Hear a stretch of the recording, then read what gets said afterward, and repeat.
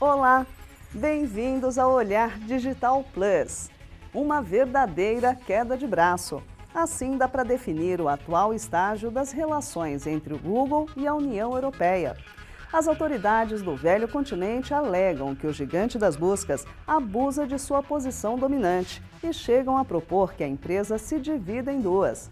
Recentemente, inclusive, o direito ao esquecimento, mecanismo pelo qual os usuários podem ter seus registros apagados do buscador, entrou em vigor nos países do bloco. A batalha promete ter novos capítulos em breve. E no programa de hoje você vai entender o que está em jogo nessa disputa que pode abalar o mundo da tecnologia. A questão maior é, será que eles favorecem os próprios serviços, os próprios produtos em detrimento de outros? E tem muito mais no programa de hoje. Confira! Há cada vez mais inteligência no reconhecimento das mensagens que são postadas na internet. Um dos mais recentes avanços é a responsabilidade de brasileiros, que desenvolveram um mecanismo inédito que quer ir atrás dos pedófilos. E aí, de acordo com a disposição desses nós, de acordo com os nós que a gente identifica que é mais importante nas conversas, a gente dá uma nota para essa conversa, falando se essa conversa é uma conversa de um possível pedófilo ou se é uma conversa de uma pessoa normal. E também no Brasil tem boas novidades no mundo das startups. Conheça 3 ideias que viraram empresas recentemente e já ganharam reconhecimento até fora do país. E não tem jeito melhor de preparar do que na prática, de fato, né? Ou seja, utilizando dinheiro real, escolhendo onde você vai gastar seu dinheiro, o que você vai fazer, quanto você vai economizar. No download da semana tem uma alternativa super bacana para quem já cansou do Flash, o programa responsável por boa parte das animações da web. O Olhar Digital Plus está começando.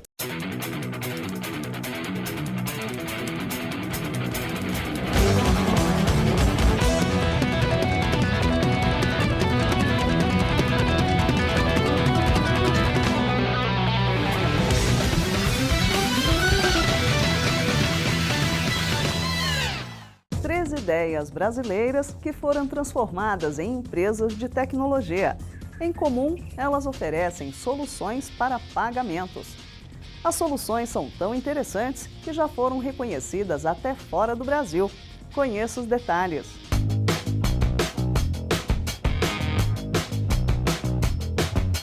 A primeira ideia pode parecer simples, mas é uma ótima sacada. Trata-se de um tipo de cofrinho digital. O projeto consiste em uma plataforma para facilitar o troco no varejo. Para oferecer o troco virtual, basta o estabelecimento criar uma conta no serviço e depositar um valor X. Esse crédito ele vai usar para passar o troco para os clientes dele. Do outro lado do balcão, também é muito simples receber esse troco. Tudo que o consumidor precisa fazer é informar seu CPF. O valor é automaticamente creditado na sua conta Pigo, mesmo que ele ainda não tenha se cadastrado. É importante ressaltar que o consumidor não precisa ter cadastro para poder receber o troco. Só precisa baixar o aplicativo. Nem precisa baixar o aplicativo. Então, qualquer consumidor que chegar pode nunca ter ouvido falar no Pigo, ele chega no estabelecimento, aí, no caso dele não ter cadastro, ele vai informar o CPF, informa o celular, e aí ele recebe o troco e aí depois recebe um SMS com a senha que ele pode usar para completar o cadastro, ele já vai ver o troco na conta dele. O próximo passo é transformar a plataforma em uma carteira digital completa, colocando também a função de meio de pagamento no sistema. Por enquanto, o usuário que acumula o troco virtual pode usar o saldo para fazer recargas no celular direto pelo aplicativo, pode doar esse valor para uma instituição de caridade, enviar para um amigo ou até solicitar o depósito em sua conta corrente. A startup Dean criou um ambiente virtual para ensinar crianças e adolescentes a lidar com as compras online. Além de educativa, a plataforma é também um autorizador de pagamentos previamente estabelecidos pelos pais. Basta o pai criar um cadastro no site do DIN, estabelecendo as permissões de compra do filho. É ele quem determina valores e o que pode ou não ser comprado. Nos sites que aceitarem o DIN como meio de pagamento, a criança poderá fazer o processo total da compra sozinha. Para acompanhar o que o filho gastou ou economizou, os pais contam com um painel online com todas as informações sobre as compras. A ideia é que, assim, juntos, os mais novos aprendam a lidar com o dinheiro na web.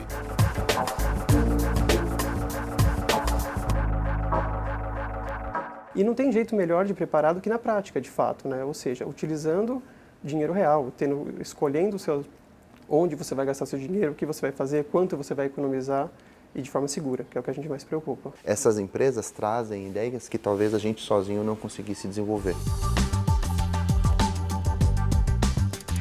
A ideia do BoxBuy surgiu dentro da casa do Gabriel quando ele viu a dificuldade que sua mãe, já aposentada, encontrava para vender peças do seu hobby online. Ele então desenvolveu um carrinho de compras interativo multiplataforma. A ideia é que o seu carrinho de compras não se restrinja a apenas uma loja online, mas que seja uma coisa única para qualquer ambiente virtual em que você decida comprar. O primeiro é, você, na rede social, você adiciona o produto usando o BoxBuy no seu Instagram, no seu Facebook, no seu Twitter, você compartilha o produto na sua timeline. Todo mundo que der um like naquele produto está adicionando ele no carrinho de compras do BoxBuy. Então é como se o like se tornasse uma ação de adicionar ao carrinho. E a gente é um checkout universal. O BoxBuy funciona em praticamente todos os modelos online: blogs, sites, Facebook, Instagram, Twitter e até pelo WhatsApp. Não muda nada, é basicamente a mesma funcionalidade de você comprar num e-commerce tradicional. Você acessa o boxbuy.com, que agora vai ser o seu carrinho único, você não precisa mais acessar os outros sites para fazerem os checkouts, né? Você acessa o boxbuy.com e lá você faz o login com alguma rede social sua e ele te puxa todos os likes que você deu nos produtos e você pode fazer o checkout com um clique só. Agora, as 3 startups brasileiras vão enfrentar um novo desafio. Elas vão participar de um concurso global, competindo com soluções inovadoras dos 4 cantos do planeta. O prêmio? $100 mil. A gente vai acompanhar e torcer muito. Afinal, o empreendedorismo brasileiro precisa mesmo de muita força para superar os desafios que as empresas enfrentam no país.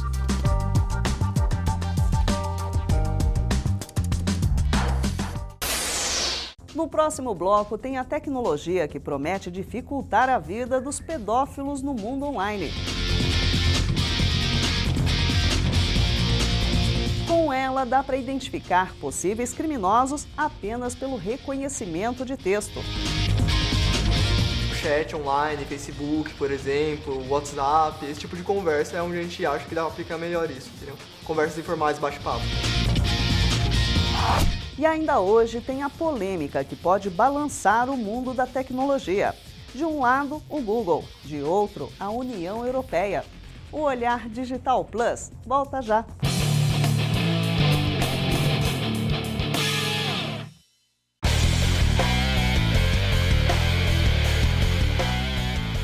Um mecanismo que consegue analisar mensagens de texto trocadas na internet e identificar possíveis criminosos. Nesse caso, o alvo são principalmente os pedófilos. Esse é um dos exemplos do que a tecnologia de reconhecimento de texto já é capaz de fazer. Veja como funciona.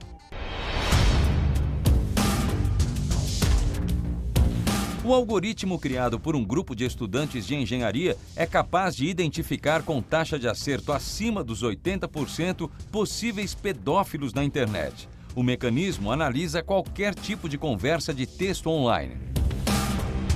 Chat online, Facebook, por exemplo, WhatsApp, esse tipo de conversa é onde a gente acha que dá para aplicar melhor isso, entendeu? Conversas informais, bate-papo. Em tempo real, o algoritmo quebra o diálogo em palavras e frases isoladas, compara a informação com um banco de dados específico que armazena conversas reais de pedófilos já capturados ao redor do mundo e outros bate-papos convencionais. No final, o mecanismo dá uma nota indicando se o chat é de um possível criminoso ou não. A gente transforma esse conjunto de palavras numa rede, que a gente chama de grafo, sendo que cada palavra é um nó dessa rede. E esses nós eles estão conectados. E aí, de acordo com a disposição desses nós, de acordo com os nós que a gente identifica que é mais importante nas conversas, a gente dá uma nota para essa conversa, falando se essa conversa é uma conversa de um possível pedófilo ou se é uma conversa de uma pessoa normal. A análise de textos em tempo real ainda é um desafio para a tecnologia. Para cada caso, seria preciso programar um novo algoritmo baseado em uma base de dados específica. Alguns serviços já tentaram aplicar, inclusive, análise semântica para identificar conversas online. Mas a tarefa não é tão simples. Isso sem contar toda a questão de privacidade envolvida. O algoritmo criado pelos alunos ainda não é uma ferramenta comercial, mas pode se transformar em um forte aliado no combate à pedofilia, tanto pelas autoridades quanto por aqueles pais que querem proteger seus filhos dos perigos da internet. Um aplicativo baseado no algoritmo instalado no computador do usuário poderia analisar todas as conversas que a criança mantém online e alertar os pais e até a polícia em caso de suspeita. O trabalho agora é nesta direção, até porque essa tecnologia pode ter outros usos. Dá para imaginar, por exemplo, a busca por traficantes de drogas que se comunicam pela internet. Nesse momento, embora a técnica ela possa ser útil, e ela foi testada em outros cenários, a gente tem que manter o foco, senão a gente não acaba não chegando no resultado. No Brasil, não existe um padrão técnico para a identificação de pedófilos na web. Por enquanto, as autoridades se baseiam praticamente na detecção e interceptação de imagens, não conversas. O que é que você acha, hein? Qual sua opinião a respeito?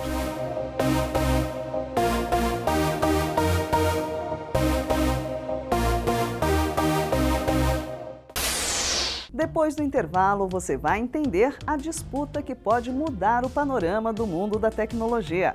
Será que o Google pode ser dividido em duas empresas? Pelo menos é o que querem os membros do Parlamento Europeu. Entenda o que está em jogo em uma das disputas mais importantes dos últimos anos. O Olhar Digital Plus volta já.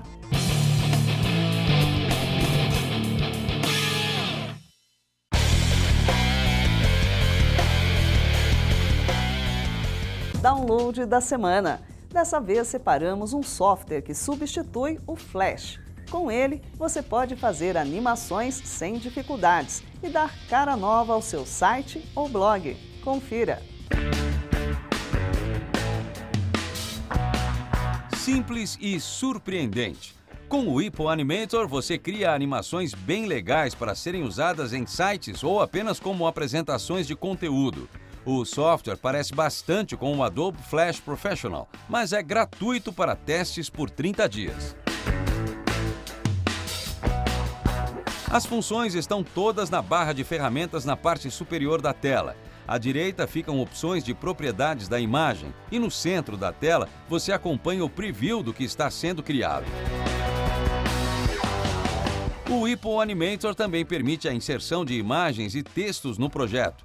Mas, atenção! Ao trabalhar com imagens, é necessário editá-las antes de importar para o Hippo Animator.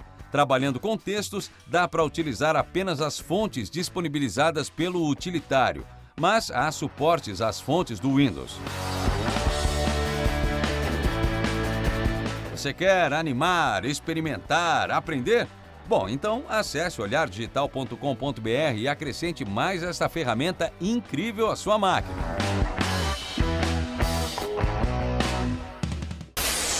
Ninguém duvida, o Google ajudou a transformar o mundo nos últimos anos. O problema é que, nesse caminho, o gigante das buscas também coleciona polêmicas. A maior e talvez a mais grave envolve a União Europeia. Há quase 8 anos, o órgão investiga a atuação da empresa e pressiona o Google a se dividir em dois, pelo menos nos países europeus. Os detalhes dessa disputa você conhece agora. O Google responde por 90% das pesquisas online na Europa. Mais recentemente, o Parlamento Europeu aprovou uma proposta para que a empresa seja dividida em duas, uma com a ferramenta de buscas e outra com os demais produtos, mapas, e-mail, YouTube, Android, entre outros. A sorte do Google, se assim podemos chamar, é que o parlamento não tem poder para fazer isso acontecer. A votação serve mais como uma recomendação para que os governos dos países membros da Comunidade Europeia tomem providências. Ou seja, o tempo fechou para o Google, mas a chance de a empresa ser realmente dividida é pequena, porque depende da decisão de cada um dos 28 países que compõem a União Europeia. Mas a recomendação do parlamento tem o peso de, pelo menos, provocar muita discussão em torno do assunto.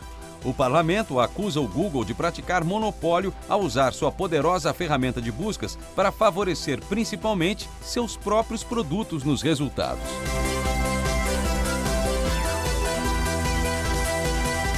A questão maior é, será que eles favorecem os próprios serviços, os próprios produtos em detrimento de outros?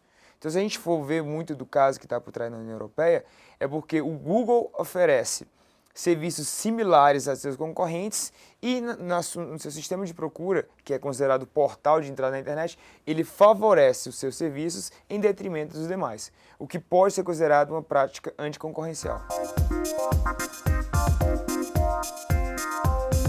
A melhor forma de comprovar essas acusações seria entender e conhecer o algoritmo por trás da ferramenta de buscas do Google e, assim, descobrir se ela realmente favorece a própria empresa. Mas, claro, esse código é proprietário e o Google não tem o menor interesse que ele seja revelado, ainda que seja para atender a um pedido do Parlamento Europeu. Isso pode ser considerado uma prática anticoncorrencial, mas se isso é o suficiente para poder dividir a empresa, para poder dizer que você vai ter que ser uma empresa para cada serviço ou para cada produto, seria, acho que talvez, muito cedo para dizer. Oficialmente, o Google não comenta o assunto. Do outro lado do Atlântico, nos Estados Unidos, parlamentares norte-americanos saíram em defesa da empresa e enviaram um documento à União Europeia, no qual pedem que qualquer decisão seja baseada em estudos imparciais e objetivos, nunca em uma ação política.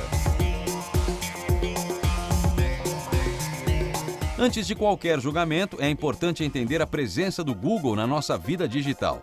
É difícil imaginar alguém que não use alguma ferramenta da empresa. E se entendermos que o uso das ferramentas do Google é uma questão de escolha do usuário, está descartada qualquer ideia de ação monopolista. Por outro lado, especialistas alertam que existe um estado de pseudo-escolha, no qual o usuário acha que está decidindo, quando na verdade está sendo induzido. A gente se vê preso ao Google para realizar muitos dos atos, porque quase todo o conteúdo que é indexado, que nos interessa na internet, ele nos mostra de uma forma melhor.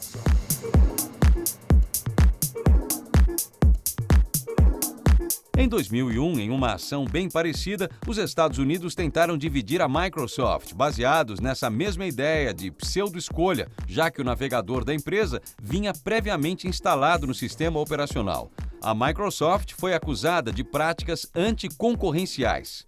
Na ocasião, a empresa de Bill Gates venceu a batalha contra o governo americano, mas foi multada em 730 milhões de dólares pela Comissão Europeia, que considerou a empresa culpada de práticas monopolistas relativas ao Windows. O resultado é que até poucos meses atrás, na Europa, o Windows só podia ser vendido com outros navegadores de internet sendo oferecidos no pacote. Quanto maior a empresa, mais difícil é inovar, mais difícil é mudar. E aí ela tem que, em vez de mudar, ela tem que controlar. Quanto maior a empresa, ou quanto maior o player, mais ele vai incomodar e mais pessoas vão querer tirar um pedacinho dele.